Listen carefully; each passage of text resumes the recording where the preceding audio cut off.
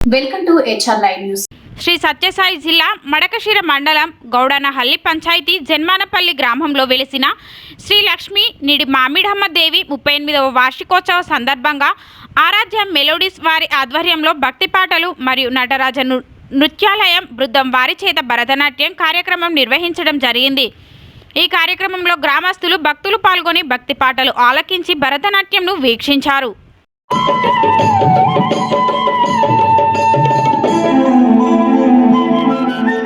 పతిత జనావన పార్వతి నందన బాల సుబ్రహ్మణ్యం భక్త జన ప్రియ పంకజలోచన ఉడుపి సుబ్రహ్మణ్యం ఉమా మహేశ్వర కుమార గురమేలు సుబ్రహ్మణ్యం.